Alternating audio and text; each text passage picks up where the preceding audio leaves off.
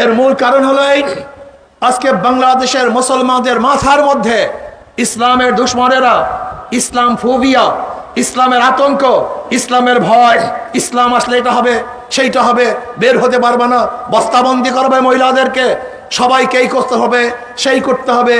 এই ভয় ভীতি সৃষ্টি করার কারণে আসলে মুসলমানরা ইসলামকে ভয় পায়। আসলে ইসলামের চেয়ে ভালো করে নীতি আদর্শ গোটা দুনিয়ার মধ্যে নেই। এইটা তোমাদেরকে প্রথম বুঝতে হবে। আমাকে অনেক গাঁজাখোর বলে, হুজুর যদি ইসলামী হুকুমত আসে তোমার গাঁজার অবস্থাটা কি হবে? আমি বললাম কোনো টেনশন নাই, তোমার নিজের থেকে গাঁজা ছেড়ে দিবে। সে বলছে কিভাবে? আমি বললাম দেখো তুমি একজন গাঁজাখোর, মসজিদে গিয়ে কি গাঁজা সেবন করতে পারবা? বল না হুজুর, মসজিদে গিয়ে গাঁজা সেবন করবো কিভাবে? বলি কেন?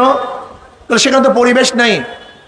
আমি বললাম দেখো যেরকম মসজিদে পরিবেশ না থাকার কারণে তুমি সেখানে গাঁজা সেবন করতে পারো না, ইসলাম হুকুমত আসলে গোটা বাংলাদেশে এমন পরিবেশ হবে যেখানে গাঁজা সেবন করতে পারবা না। তো তোমার সমস্যা কি? বলে হুজুর তা তো সমস্যা নেই, তার তো কোনো সমস্যা নেই।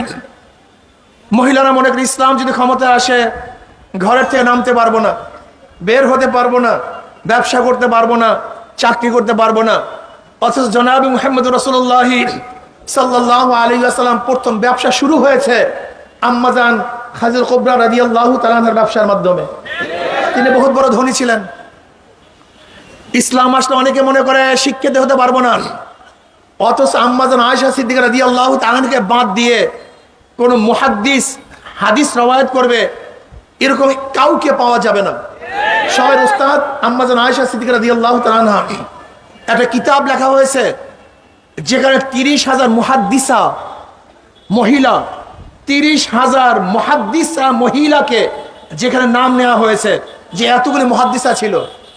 অথচ ইসলাম আসলে তারা মনে করে যে আমাদের কি হবে সেইটা হবে। হ্যাঁ, ইসলাম আসলে কি হবে? কোনো মেয়েরা ধর্ষিতা হবে না।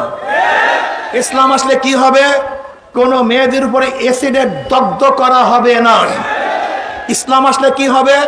জাহাঙ্গীর ইউনিভার্সিটির 100 মেয়েকে ধর্ষণ করার পরে সেঞ্চুরি পালন করা হবে না। ইসলাম আসলে কি হবে? কোন মহিলাকে ধর্ষণ করার পরে হত্যা করা হবে না। ইসলাম আসলে কি হবে? কোন বিধবা মহিলা না খেয়ে থাকবে না। ইসলাম আসলে কি হবে? প্রত্যেকটা মহিলার অধিকারকে বাস্তবায়ন করা হবে। ইসলাম আসলে কি হবে? আমার প্রত্যেকটা মা বোনকে সম্মানিত করা হবে, ইজ্জত দেওয়া হবে, তাদের মর্যাদাকে বাড়িয়ে দেওয়া হবে। অথচ তোমরা কি করেছ? আমাদের মহিলাদের অধিকার নামে আমার মা বোনদেরকে পণ্য বানিয়েছ। আজকে যত ব্যবসা, যত খারাপ কাজের জন্য আমার মা বোনদের সবচেয়ে আশরাফুল মাখলুকাত, যাদের মাধ্যমে গোটা দুনিয়া সৃষ্টি হয়, সেই মা বোনকে পণ্য বানিয়েছে, চরিত্রহীনা করেছে, তাদেরকে নষ্ট করে ফেলছে।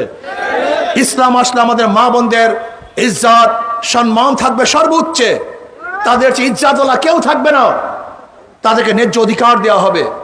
ইসলাম ক্ষমতা আসলে ডাস্টবিনে খাদ্যের জন্য কাক কুকুরের সাথে কোনো গরিব আর লড়াই করবে না। সরকার প্রত্যেকটা ক্ষুধার্ত মানুষকে ক্ষুধা নিবারণ করার ব্যবস্থা করবে। ইসলাম ক্ষমতা আসলে বাংলাদেশে একজন বস্ত্রহীন মানুষ থাকবে না, গোটা বাংলাদেশের প্রত্যেকটা মানুষকে বস্ত্রের ব্যবস্থা সরকার প্রদান করবে। ইসলাম আসলে কি হবে? কোন মানুষ খোলা আকাশের নিচে থাকবে না, কোন মানুষ নিষেধের মধ্যে আর বৃষ্টির মধ্যে আর রৌদ্রের মধ্যে পড়বে না। ইসলাম আসলে প্রত্যেকটা জনগণের যাদের ঘর নাই তাদের ঘরের ব্যবস্থা সরকার করতে বাধ্য হবে। ইসলাম আসলে কি হবে? চুরি থাকবে না, ডাকাতি থাকবে না, ঘুষ থাকবে না, দুর্নীতি থাকবে না। এই ফরিদপুর জেলার ছাত্রলীগের সভাপতি 2000 কোটি টাকা বিদেশে পাচার করতে পারবে না। ইসলাম আসলে কি হবে? আজকে 14 লক্ষ কোটি টাকা যারা শাসক ছিল তারা আমাদের দেশের টাকা বিদেশে পাচার করেছে। ইসলাম আসলে বাংলাদেশে একটা টাকা বিদেশে পাচার হবে না। আজকে ইসলাম আসলে কি হবে আপনারা জানেন? যেরকম আজকে ব্যাংক থেকে 98,000 কোটি টাকা লুটপাট হয়ে গেছে, ইসলাম আসলে একটা টাকাও লুটপাট করা হবে না। ইসলাম আসলে কি হবে? আজকে গোটা বাংলাদেশের অর্থনীতি মাত্র 20-25 পরিবারের কাছে। ইসলাম আসলে সুষম বন্টন করা হবে। প্রত্যেকটা মানুষ তারা বাংলাদেশের টাকা নিয়ে উপকৃত হবে, ব্যবসা করতে পারবে। আজকে রিক্সাওয়ালাদেরকে টাকা দেওয়া হবে, ঠেলাওয়ালাদেরকে টাকা দেওয়া হবে, শ্রমিকদেরকে টাকা দেওয়া হবে, কুলি মজদুর তাঁতি ঋষি জেলে যেখানে গরিব আছে না কেন, বাংলাদেশের সরকার দায়িত্ব নিয়ে তাদেরকে ধনী বানাবার ব্যবস্থা করবে।